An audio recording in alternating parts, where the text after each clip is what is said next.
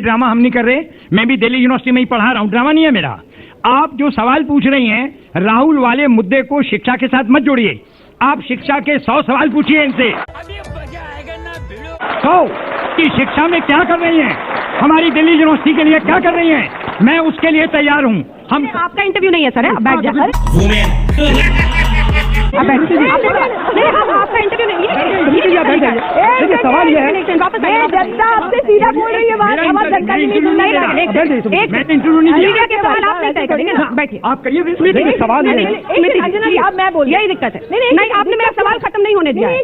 मेरा सवाल पूरा होने दीजिए। दिक्कत क्या है? मेरा सवाल मैं आपको बताती हूँ दिक्कत क्या है। मेरा सवाल दिक्कत ये है कि आप पहले ये प्रपोज करती हैं कि जनता की तरफ से कुछ बोल रही हैं। किसने कहा? चूतिया बनाया तुमको। अरे अभी टेप चलाइए, आपने बोला आपसे, आप जनता बोलने लगी है। कह रहे हैं राहुल गांधी ने एनएसयूआई के भाषण में आप पर शिक्षा के भगवाकरण का आरोप अब जनता बोलने लगी है।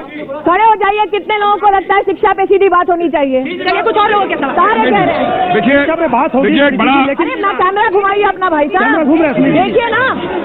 एक मिनट, लेकिन सवाल ये है अंजना जी, सवाल ये है, मेरा एक बहुत बड़ा कमेंट है इस समय। मेरा विरोध ये है कि शिक्षा का भंगवाकरण हो या ना हो, आप लोग मीडिया से उसका भंगवाकरण जरूर बना देंगे। ये बड़ी अच्छी बात कही है, रुको जरा। क्योंकि हर बात में आपको, लेकिन स्मृति जी आपको सिर्फ जो है, सवाल ये है, मैं आज एक सवाल पूछता हूँ, पब्लिक भी तो सुन रहे हैं। जिस समय सीपीएम वाले तमाम यूपीए गवर्नमेंट और उस समय में कम्युनिस्टों के अपॉइंटमेंट हो रहे थे, तब राजकारण किसी को नहीं दिखाई देता था। बिल्कुल बिल्कुल, आपका सवाल देखिए, आपका सवाल आप एक सेकंड बैठिए, एक सेकंड अंदर एक सवाल ये है, शिक्षा के भगवाकरण का आरोप रहेगा और ये आरोप चूंकि राहुल गांधी ने लगाया है तो ये सवाल भी सुना ही जरूरी बनता है। एक सेकेंड, इसका मतलब दिक्कत क्या है स्मृति ईरानी जी? एक सेकंड ये चल रहा है क्या? माइक काम कर रहा है, मेरा माइक काम कर रहा है। दिक्कत ये है कि जनता के दरबार में आपने बिठाया, पहले आपने कहा सवाल जनता का है, जनता बहुत ठोस मुद्दों पर बात करना चाहती है, आप जनता को माइक नहीं देना चाहते, फिर आप ऊपर आते आते कहती हैं ये जनता का नहीं राहुल गांधी का आरोप है। अब एक सेकंड, अरे सुन लीजिए, दिल से लगता है भाई, आप समझ ही सकते हो। आपके एक एक वाक्य पे मैं जवाब दे रही हूँ। करके जरा प्ले करके वाइड करके प्ले करके दिखाइए, यहाँ पे कुछ कह रही हूँ, आप देख लीजिए, लोग राहुल गांधी ने ये सब रिकॉर्ड कर रहे हैं। अंजना जी एक सेकंड सुन लीजिए, मैं जवाब हर चीज का कोई आरोप नहीं लगा, सुन तो लीजिए बहन जी, यहाँ पे सारे लोग रिकॉर्ड कर रहे हैं, ये सिर्फ आज तक पे नहीं चलेगा, फिर ये यूट्यूब पे भी चलेगा चलाएंगे और इसमें सिर्फ आज तक नहीं होगी, यूट्यूब पे अब बात करनी है तो जनता का सहारा, एक सेकंड, जनता का सहारा लेके प्रश्न मत करिए। राहुल गांधी के जो प्रश्न है आरोप पर जवाब, मैं आपसे तो आप राहुल गांधी की तरफ से सवाल करने बैठे हैं। मैं सवाल कर रही हूँ विरोध की तरफ से, जिसमें ये कहा आप राहुल गांधी की तरफ से सवाल कर रहे हैं, सवाल पूछ रहे हैं, दोनों एक साथ प्रहार कर रहे हैं ना, सवाल पूछ रहे हैं। आपने कहा राहुल गांधी की तरफ से सवाल कर रहे हैं, सवाल तो उठेंगे ना स्मृति जी, सवाल उठे हैं, जनता आपके सामने बैठी है, पार्लियामेंट में भी उठते हैं सवाल, राहुल गांधी सवाल पूछ रहे हैं, ये अंजना जी एक सेकंड, पार्लियामेंट में उठे आपको बताती हूँ, एक स्मृति ईरानी जी एक आरोप बताती हूँ, तो स्मृति जी पार्लियामेंट में सवाल उठा था। एक सेकंड रुकिए, एक सेकंड रुक जाइए, मैं एक सेकंड रुक जाइए, एक सेकंड मेरा रिक्वेस्ट है, एक सेकंड सुनिए, मेरी बात सुनिए, मेरा रिक्वेस्ट है सबसे अंजना जी, आप मुझे एक सेकंड बोलने दीजिए, सवाल खत्म किए बिना, आपको सवाल खत्म किए बिना आइडियोलॉजी की बात करनी है ना। सामने नंदिता नारायण बैठी हैं, वो लेफ्ट पार्टी से, भाजपा से नहीं है, लेकिन उनसे पूछिए जब दिल्ली यूनिवर्सिटी में कोई दिक्कत होती है तो वो संवाद करने के लिए हमारे पास आती हैं। ये मंत्रालय किसी पक्ष का मंत्रालय नहीं है, ये मैं इनको भी बोल चुकी हूँ और सबको बोल चुकी हूँ। आरोप क्यों लगते रहे हैं? देखिए ये बात तो सच है। एक सेकेंड, राहुल गांधी का काम है आरोप लगाना, आरोप नहीं लगाएंगे तो उनका क्या राजनीतिक व्यक्तित्व बचेगा? तो आपका क्या कहना उसके ऊपर? मेरे क्यों अपना समय बर्बाद, मेरा काम है इनका काम करना, लेकिन इनके भी आप अमेठी में जाके आरोप तो लगाती रहे, फूड पार्क का मामला रहा हो या दूसरे मामले, आप भेजती तो है उनको। एक सेकेंड, आपको मैं मामले बताती हूँ, क्या आरोप लगाया उन्होंने?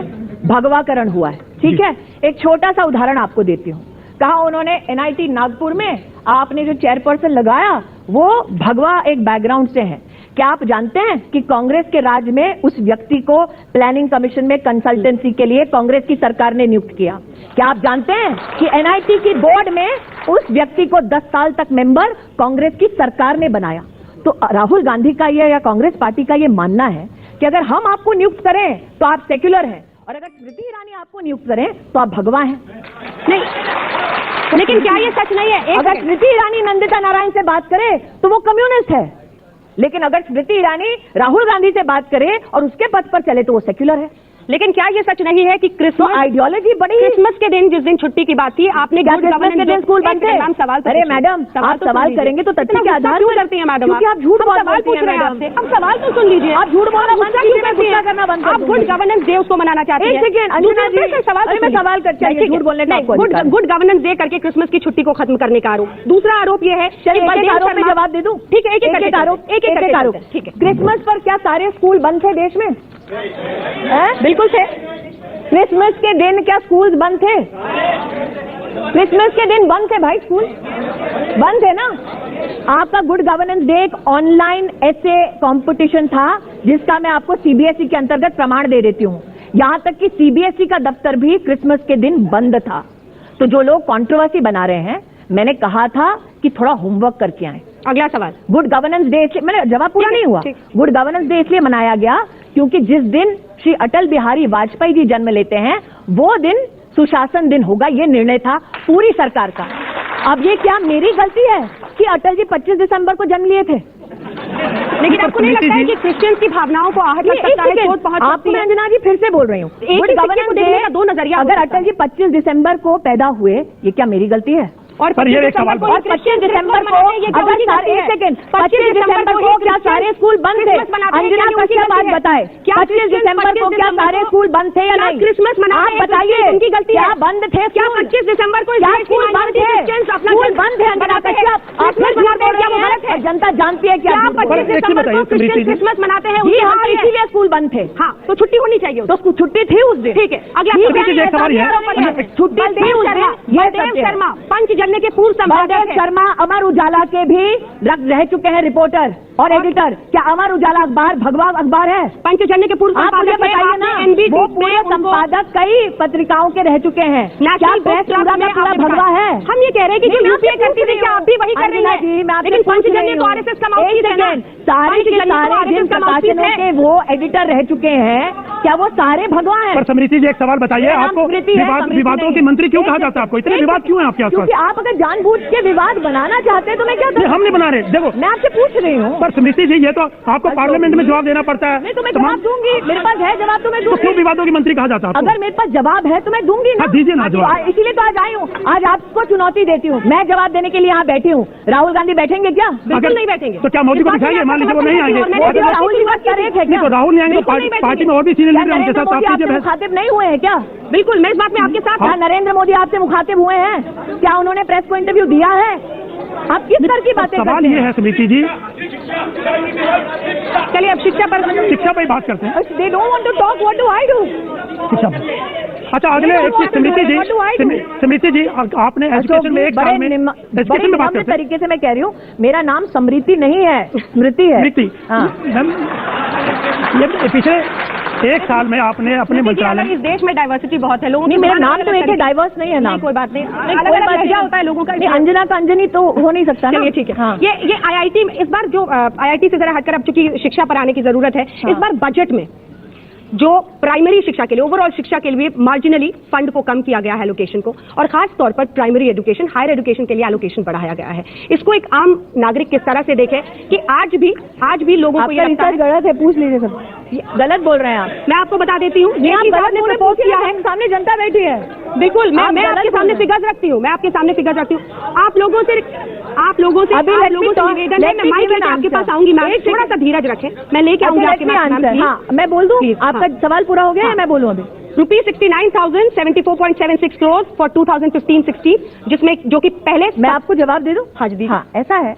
आप लगे इसलिए मैंने नहीं, मैं आपको जवाब दे रही हूँ, आप वो पढ़ लीजिए, आप कुछ और भी पढ़ना बाकी। मैं आपको आंकड़े बता रही थी। नहीं, आंकड़े तो मुझे पता है, मंत्री मैं हूँ ना अंजना जी, आप नहीं। बिल्कुल। तो अब दिक्कत यह है कि पिछली सरकार के बारे में मैंने लोकसभा में भी बयान दिया था, उनका जो स्पेंड था वो इस सरकार के कंपैरिजन में कम था। अब यहाँ टैक्स पेयर्स बैठे हैं, वो क्या चाहेंगे कि पैसा एलोकेट हो सिर्फ इसलिए ताकि कागज पर अच्छा लगे और स्पेंड ना हो, और रिवाइज एस्टिमेट्स के माध्यम से वो पैसा कम हो जाए। इस बार जितने पैसे की घोषणा हुई है वो पैसा पर्याप्त है खर्चे को पूरा करने के लिए। और जहां तक कि स्कूली शिक्षा में मिड डे मील हो, फ्लैगशिप प्रोग्राम हो जैसे सर्व शिक्षा अभियान है, वित्त मंत्री हो या प्रधानमंत्री हो, सबने कहा है फ्लैगशिप स्कीम्स को प्रोटेक्ट किया जाएगा। यह हमने संसद में भी जवाब देके कहा है, और साथ ही सभी यहां पर लोग जो बैठे हैं और देख रहे हैं उनको भी समझना होगा कि 14th फाइनेंस कमीशन के अंतर्गत इस बार 10% स्टेट को ज्यादा एलोकेट किया गया है नेशनल ट्रेजरी से, और जो लोकल बॉडीज हैं जिनके अंतर्गत भी शिक्षा आती है उनको और पैसा दिया गया है ताकि लोकली एडमिनिस्ट्रेड इश्यूज में वो ज्यादा पैसा लगा सकें। तो शायद भारत में पहली बार हुआ है कि डेवोल्यूशन में 10% ज्यादा पैसा दिया गया है प्रदेशों को, लेकिन साथ ही फ्लैगशिप स्कीम्स को सेंटर में प्रोटेक्ट किया गया है। ये पहली बार हुआ है। ये तथ्य आप थोड़ा डिस्कस कर लीजिए। 39 में से 16 यूनिवर्सिटीज में, सेंट्रल यूनिवर्सिटीज में इस वक्त वाइस चांसलर नहीं है जी। एक साल बीत गया है, 39 में से 16 सेंट्रल यूनिवर्सिटीज में वाइस चांसलर नहीं है। Very good. अब इसका जवाब मैंने लोकसभा में दिया था, ऑब्वियसली आपने भाषण देखा नहीं। जब मुझे मिली ये जिम्मेदारी तब 9 ऐसे सिलेक्शंस हुई थी जिसमें कहीं ना कहीं कोई ना कोई इम्प्रोप्राइटी दिखाई दी गई थी। एक पत्र महामहिम राष्ट्रपति को लिखा गया था, और उस पत्र में लिखा गया था कि बस चुनाव से थोड़ा पहले कुछ ऐसी सिलेक्शंस हुई जिन सिलेक्शंस में थोड़ी बहुत गड़बड़ी थी। हमारा दायित्व यह था कि जब गड़बड़ी का आरोप हो तो हम उन आरोपों की जांच करें। उन आरोपों में पाया गया कि 3 ऐसे सिलेक्शंस थे जो बिल्कुल साफ तरीके से किए गए, जिनमें से एक थे सैयद बारी, जो एक मुस्लिम वीसी है जिन्हें गुजरात में नियुक्त किया गया, एक वीसी थे जिन्हें उत्तराखंड में नियुक्त किया गया, एक वीसी थे जिन्हें पंजाब में नियुक्त किया गया। बाकी सब वीसीज के चयन में कहीं ना कोई चुनौती थी। राष्ट्रपति जी से परमिशन लेने के बाद कहीं ना कहीं आपको समझना होगा कि सभी सेंट्रल यूनिवर्सिटीज के विजिटर राष्ट्रपति हैं। जो भी निर्णय होता है वो राष्ट्रपति की सहमति से होता है अथवा नहीं हो सकता। उसके बाद उस पूरे सिलेक्शन प्रोसीजर को दोबारा शुरू किया गया। यहां तक कि आज मैं जनता के सामने वो कहती हूं जो मैंने लोकसभा में कहा था कि जिन आरोपों की बात हुई थी उनमें से एक ऐसा वीसी का कैंडिडेट निकला जिसके पीछे इस वक्त सीबीआई पड़ी हुई है। इसका मतलब जो आरोप मढ़े गए थे, जिन सिलेक्शंस को हमने रोका, वो तथ्य सही साबित हुए, सो मच सो कि एक का तो सीबीआई का केस निकला है। तो क्या जनता के सामने आप ये कहना चाहती हैं कि अगर गलत तरीके से सिलेक्शन हुआ हो और अगर वो जानकारी भारत सरकार के पास आए तो भारत सरकार को आंखें मूंद करके चुपचाप बैठे रहना चाहिए ताकि आज तक के किसी कार्यक्रम में मेरे ऊपर आरोप प्रत्यारोप ना हो? इस वक्त सभी सेंट्रल यूनिवर्सिटीज के सिलेक्शन प्रोसेसेस चल रहे हैं। ये सारे selection processes are independent of the ministry. Ministry का इस पर कोई हस्तक्षेप हो नहीं सकता।